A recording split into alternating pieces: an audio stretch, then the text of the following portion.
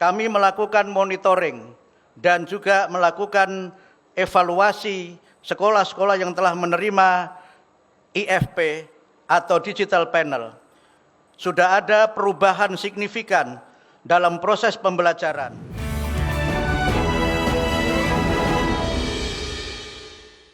Pertama, pemirsa, Presiden RI Prabowo Subianto meluncurkan penggunaan smartboard untuk sekolah-sekolah di Indonesia dalam kunjungan kerjanya ke SMP Negeri 4 Kota Bekasi, Jawa Barat. Pemerintah menargetkan agar setiap kelas nantinya memiliki smartboard sebagai fasilitas standar. Adapun tahun ini sekitar 288.000 unit dijadwalkan dikirimkan ke 330.000 sekolah di seluruh daerah di Indonesia. Presiden RI Prabowo Subianto meluncurkan penggunaan interaktif flat panel atau smartboard untuk sekolah-sekolah di Indonesia dalam kunjungan kerjanya ke SMP Negeri 4 Kota Bekasi, Jawa Barat. Dalam kegiatan bertajuk peluncuran digitalisasi untuk Indonesia Cerdas, Presiden meninjau langsung fasilitas sekolah dan menyaksikan demonstrasi penggunaan smartboard yang dilakukan oleh guru dan siswa tepat di sebelah tenda utama acara. Smartboard tersebut menampilkan virtual pembelajaran jarak jauh dengan menghadirkan seorang guru yang dapat berinteraksi secara langsung dengan siswanya untuk membimbing proses belajar. Teknologi interaktif ini dirancang untuk menghadirkan pengalaman belajar yang lebih kolaboratif dan menarik, berbeda dari televisi pintar yang hanya menyajikan materi satu arah. Kita memahami bahwa pendidikan dan teknologi, sains, ilmu pengetahuan adalah kunci keberhasilan, adalah kunci kemakmuran. Tidak ada kemakmuran kalau kita tidak bisa menguasai sains dan teknologi. Peluncuran smartboard di sekolah-sekolah sejalan dengan instruksi Presiden nomor 7 tahun 2025 tentang revitalisasi satuan pendidikan, pembangunan sekolah unggul hingga percepatan digitalisasi pembelajaran. Sebelumnya, pemerintah menargetkan agar setiap kelas nantinya memiliki smartboard sebagai fasilitas standar. Tahun ini, sekitar 288.000 unit dijadwalkan dikirimkan ke 330.000 sekolah di seluruh daerah di Indonesia. Proses pengiriman perangkat dilaporkan telah mencapai 215.572 unit dengan 172.550 diantaranya sudah tiba di sekolah dan 43.022 lainnya masih dalam perjalanan. Pemerintah menargetkan seluruh perangkat tersebut dapat sepenuhnya tiba di sekolah-sekolah penerima pada Desember 2025. Tim Liputan IDX Channel. Menteri Pendidikan Dasar dan Menengah Abdul Mukhti menyampaikan Kemendikdasmen memantau serta mengevaluasi penggunaan interaktif flat panel atau smartboard untuk sekolah-sekolah di seluruh Indonesia.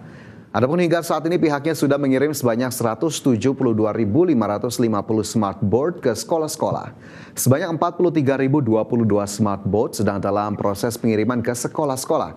Mendikdasmen mengklaim sekolah yang telah menerima smartboard ini terpantau sudah ada perubahan signifikan dalam proses pembelajaran. Pemerintah terus berupaya melakukan revolusi pendidikan melalui digitalisasi pembelajaran.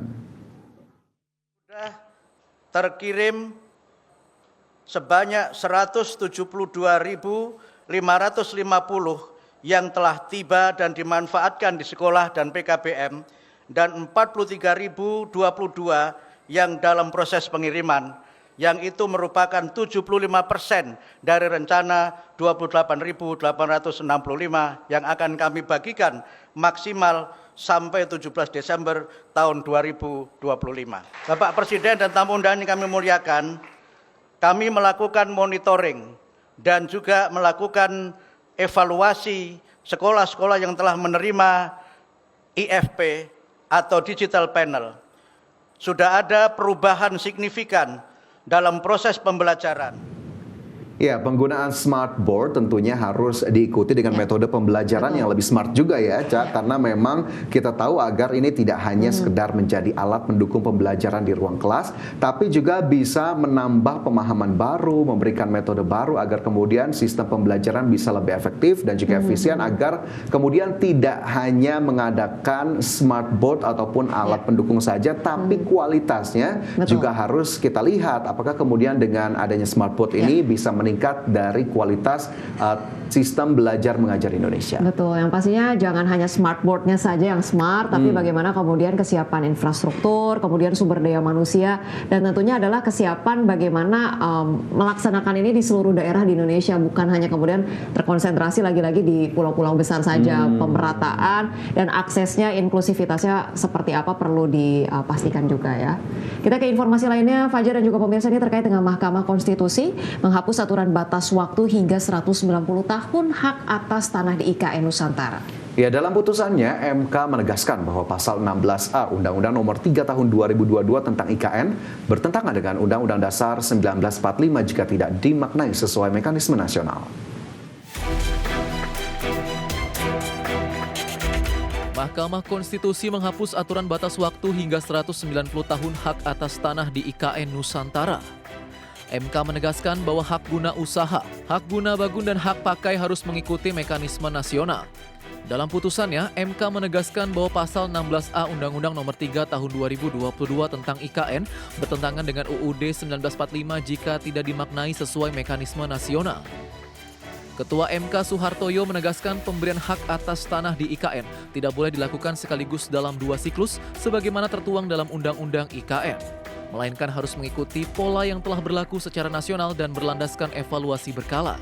MK menyatakan bahwa penjelasan pasal 16A ayat 1, ayat 2, dan ayat 3 Undang-Undang IKN tidak lagi memiliki kekuatan hukum mengikat sehingga mekanisme 2 siklus dihapus sepenuhnya. 3 menyatakan pasal 16A ayat 2 Undang-Undang Nomor 3 Tahun 2022 tentang Ibu Kota Negara Lembaran Negara Republik Indonesia tahun 2022 nomor 41, tambahan Lembaran Negara Republik Indonesia nomor 6766 sebagaimana telah diubah dengan Undang-Undang Nomor 21 Tahun 2023 tentang perubahan atas Undang-Undang Nomor 3 Tahun 2022 tentang Ibu Kota Negara Lembaran Negara Republik Indonesia tahun 2023 nomor 142, tambahan Lembaran Negara Republik Indonesia nomor 6898 bertentangan dengan Undang-Undang Dasar Negara Republik Indonesia tahun 1945 dan tidak mempunyai kekuatan hukum mengikat secara bersyarat sepanjang tidak dimaknai dalam hal hak atas tanah yang diperjanjikan sebagaimana dimaksud dalam pasal 16 ayat 7 dalam bentuk hak guna bangunan diberikan hak paling lama 30 tahun, perpanjangan hak paling lama 20 tahun,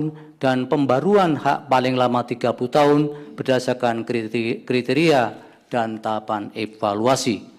Permohonan judicial review atas Undang-Undang IKN terkait hak atas tanah di IKN ini diajukan oleh Stefanus Febian Babaro warga suku Dayak yang menilai aturan 2 siklus berpotensi menimbulkan penyalahgunaan dan merugikan masyarakat lokal karena masa penggunaan tanah yang terlalu panjang. Jakarta, Tim Liputan IDX Channel.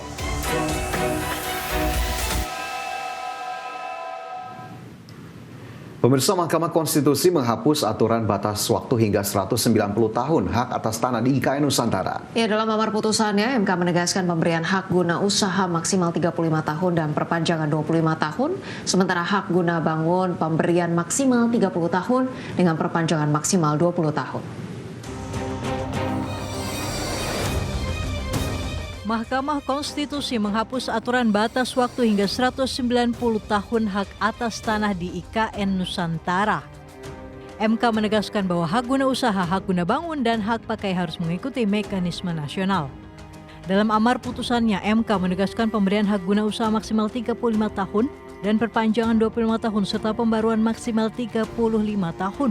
Untuk hak guna bangun, MK menegaskan pemberian maksimal 30 tahun dengan perpanjangan maksimal 20 tahun dan pembaruan maksimal 30 tahun.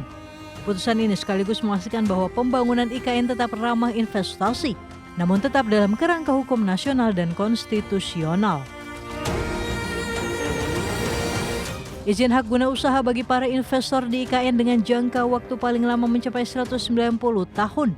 Tertuang dalam Peraturan Presiden Nomor 75 Tahun 2024 tentang percepatan pembangunan Ibu Kota Nusantara yang ditandatangani Presiden ke-7 Indonesia Joko Widodo pada 11 Juli 2024.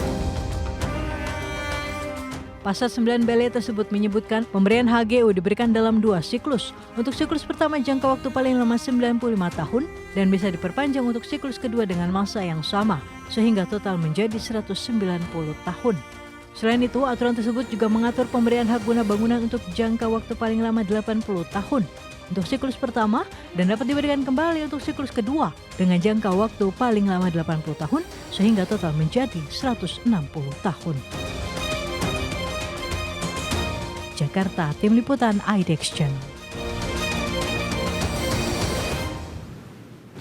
Pemirsa, Menteri Keuangan Purbaya Yudi Sadewa memastikan akan menindaklanjuti perintah Presiden Prabowo untuk mencari solusi atas penyelesaian utang kereta cepat Wush. Menteri Keuangan menekankan pentingnya keterlibatan langsung dalam diskusi lanjutan termasuk pembicaraan dengan pihak Tiongkok agar prosesnya transparan dan tidak menimbulkan kerugian bagi negara.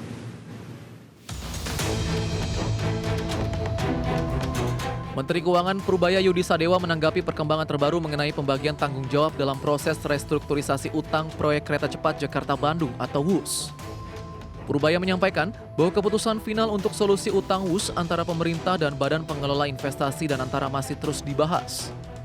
Menurut Purbaya, arahan awal dari Presiden menunjukkan adanya kemungkinan bahwa pemerintah akan menanggung biaya terkait pembangunan infrastruktur. Sementara nantinya BPI dan Antara akan bertanggung jawab atas rolling stock atau pengadaan sarana kereta. Meski demikian, Purbaya menegaskan bahwa skema final belum ditentukan. Ia menekankan pentingnya keterlibatan langsung dalam diskusi lanjutan, termasuk pembicaraan dengan pihak Tiongkok agar prosesnya transparan dan tidak menimbulkan kerugian bagi negara. Kita akan cenderung, belum putus juga, kita akan cenderung membayar jalannya, infrastrukturnya kan, mau rolling stocknya bukan kita yang itu, mereka yang nanggung. Cuman saya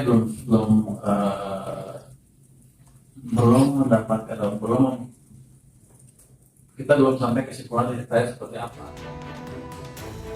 Purbaya menambahkan jika terdapat ruang diskusi antara Danantara dan pihak Tiongkok, Kementerian Keuangan dipastikan akan mengikuti tahap diskusi agar dapat menghasilkan kesepakatan yang tidak membebani negara.